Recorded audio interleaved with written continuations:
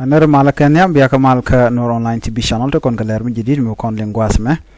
غورجة إن وجن بيجي نيوك ناس كوكين أنا بيا كمال كير mayardit تيجي كنيا ودشال كغفرنر لوبون تيجي كنو normal case to Equatoria janam ban lingone governor lubong nga so ban jeling wadam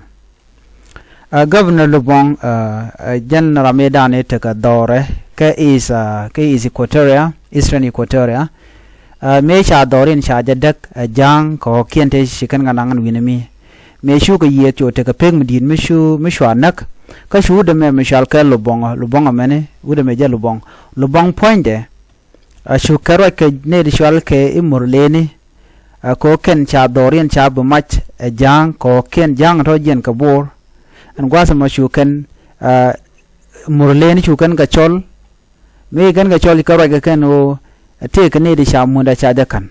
ka ken jel ken kok tungwan an gwa mo shu murleni shu ka ben ka shu ken re wich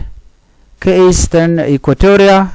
an gwa mo shu ken ok jane chukan ka mai kan murlene chu te peng dir long mishu liu are kor mo dio ja chiang ai gwade dan me chikir mayardit che din chaga jakano wa kurwa ja kapchong anono ka tai dan chi do ro de lar ke je chu de me chal lubong lo jori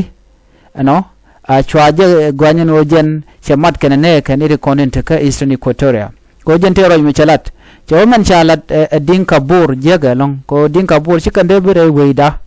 biga mun bi kana biyar ano cham o ken cham kan bel nyok de kan dul yo ko gwal dan jen ka yo la kana nak bugo lo jogo lo chi ko ka kana kwal so ku me kan la jega long namo chogu jeno ne de lobong lo jore de je woch me chana jogo ne na sendol ko woch cho de wo jena time an gwal cha gori je kirder wi ke je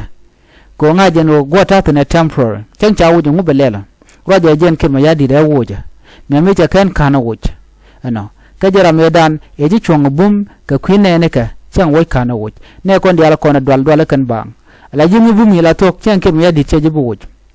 mutuk du bum la de dwor che bu wuj okay so jen jora gode nyaa ye kel wude me ci ga jegan wala ken kir mayardit jen gora nyaa ye kelana bomde jen cha wuj mo ne kir mayardit an biata mal